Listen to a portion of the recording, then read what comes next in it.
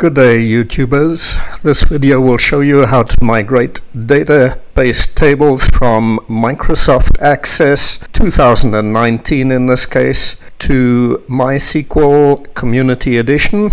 It assumes you already know how to use Microsoft Access and MySQL, but not how to migrate your data tables from one to the other. Microsoft Access 2019 is coming to the end of its life, and replacing it costs money. The replacement may be Microsoft Access 2024. By contrast, the Community Edition of MySQL is free for personal use. That's my motivation for doing this migration, which I should have done many years ago.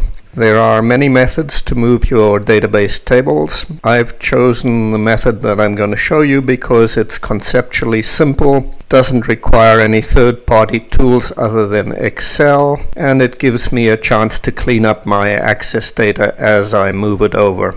If you have other preferred methods that also don't require buying additional tools, feel free to comment below. Here's one of my Access databases.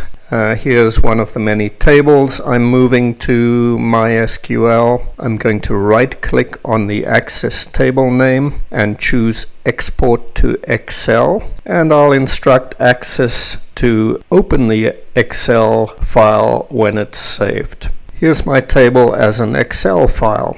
I'm now going to save this one more time, this time as a CSV file. That's comma-separated file, comma-separated value file. And it's important to note it's not just any CSV file, but specifically an MS-DOS CSV file. Now, some of my Access table column headings have spaces in their names. Access doesn't mind that, but it's a pain when you get to MySQL. So I'm going to find and replace all spaces in the column names with underscores, which MySQL doesn't mind. If you have other special characters, this would be a good time to replace them as well. Here I'm cleaning up a question mark character that occurs in a column name. I'm going to be loading the table data with the MySQL Workbench. It doesn't recognize Boolean true or false values other than as text, so I may as well clean this up in the comma-separated value file, the CSV file as well, and replace it with simple yes or no text. Let's switch to the MySQL Workbench. Here are the tables that I'm loading from Access. To load my latest CSV file from Access, right-click on the SQL table command and select the table data import wizard. I then choose the CSV file name that I want to upload, and I change the encoding to Latin 1. Amazing how those old Romans already knew about this stuff. Then I check the field types to make sure that they match. Here comes an important part. As you continue, you must show the log here to catch any errors on the upload. This upload shows no errors. I'm good. It also shows the number of records uploaded. You must match this against the number of records in your CSV source file from Access to make sure nothing's been left out. To see my new table in MySQL Workbench, I need to hit refresh all.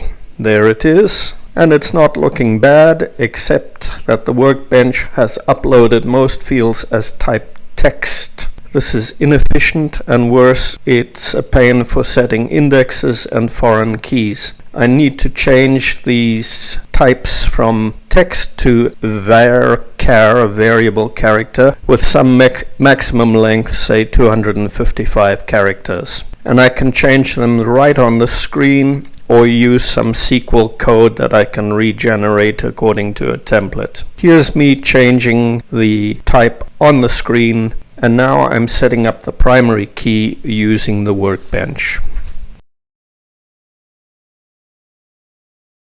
Here's how to handle setting up a foreign key in your newly uploaded tables.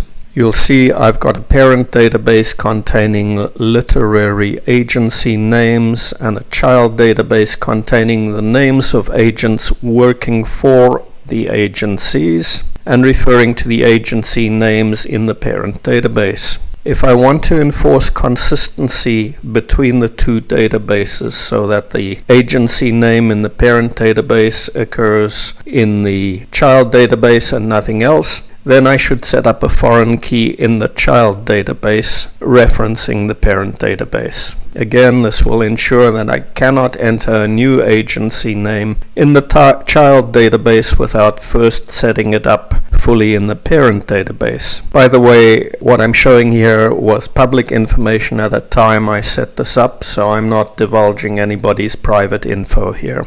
To set up the foreign key in the child database, I use the following code. Now, I could try to do this through the workbench rather than code, but there are problems you may run into, so I prefer the code. This code says I'm altering the child database lit_agent by designating its existing field called agency name as a foreign key. The foreign key will refer to the parent database lit_agency, not agent, and its field called agency. Now, if my access database was fully consistent, this would go ahead and execute the code without error, but because my access database did not enforce consistency, I'm going to get an error. You'll see the error on the tiny line below, and so that you can see it in full, I'm going to copy it over to a WordPad or something like that, a note tab.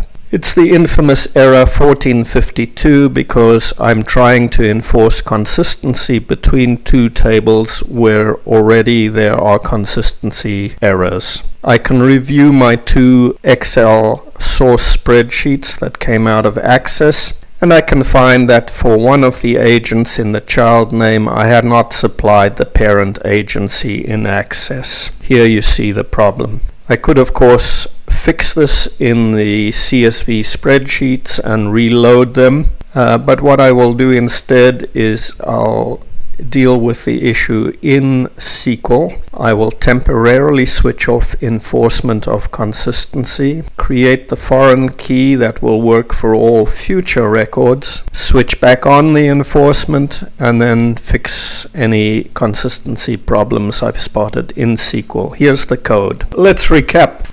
To start with, we exported an Access database table to Excel.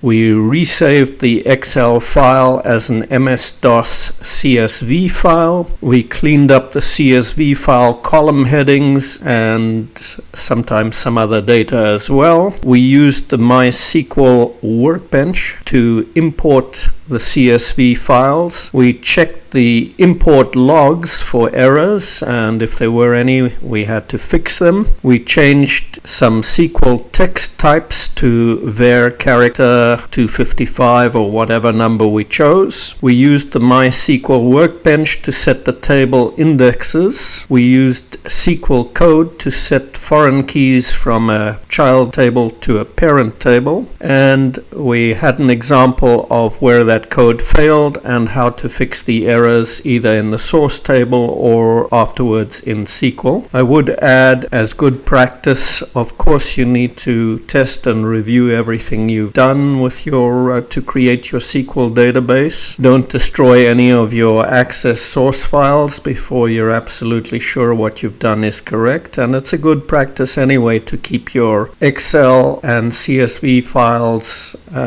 that you use to transport the data. So I hope all of that was helpful to you, and if you have comments, of course, do leave them below. Thanks very much, and bye for now.